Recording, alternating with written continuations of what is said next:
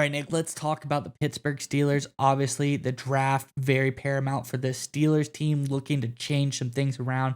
And we have good news. It's not one, not two, but three Steelers rookies are already looking really good in training camp. I'm Andrew, and this is Saturday Morning Inspection.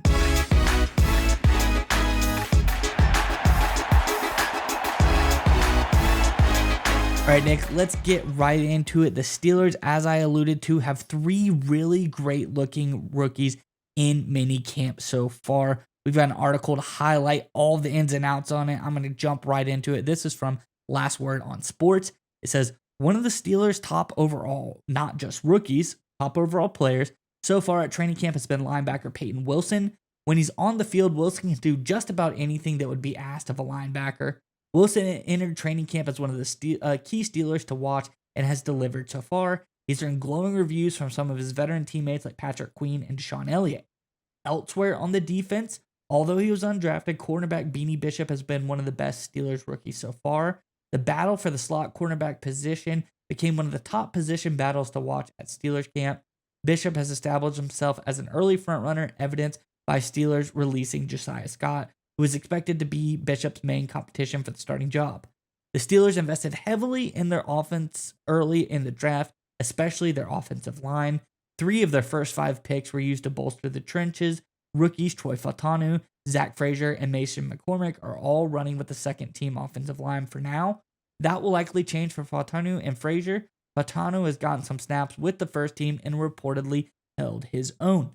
Nick, obviously, these reports are great. Steelers fans gotta love it. You love it when rookies are already looking good at the first part of the season, but we're gonna see how they do throughout preseason. So that's why I want to know from the Steelers fans in the comment section below. Steelers fans, let us know, what player are you most looking forward to see in the preseason? This is kind of the first actual game rep. So let us know, who's the most exciting player to you to see how they're doing in the preseason. Let us know in the comment section below. And while you're down there, check out our link in the description below the video for our book that we have recommended.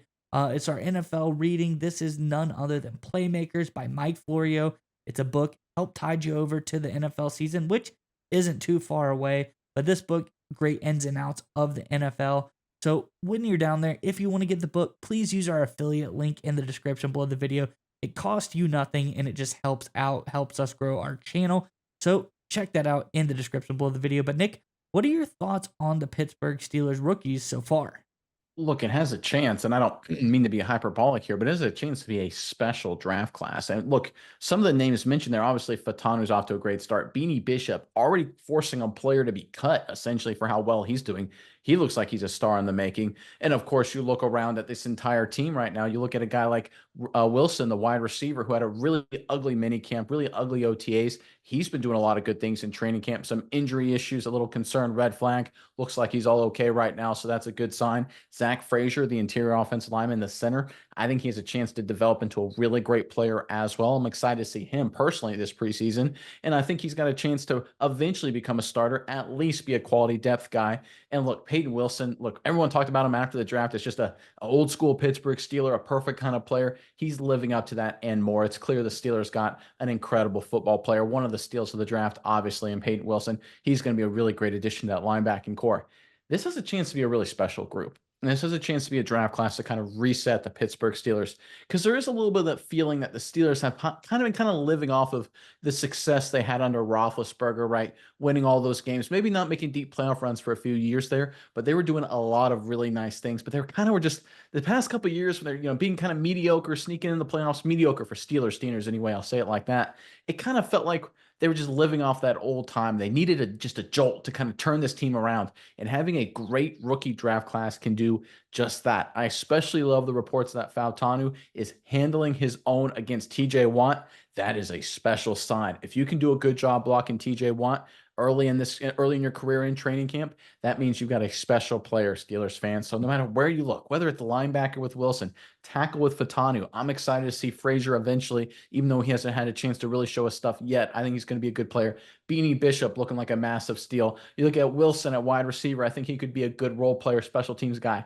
No matter where you look, the Steelers absolutely crushed it in this draft. They've got a lot of rookies that are about to step up, but I think these three in particular, I agree with you, have a chance to be really special early on for the Pittsburgh Steelers. Yeah, Nick. And as you look around the ball, one thing that excites me is the Steelers kind of some positions that they've been weak at. They drafted really well this draft. You look at the tackle positions.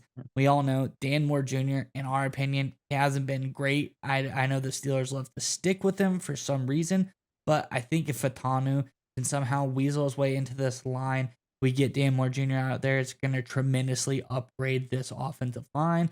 We look at the receivers.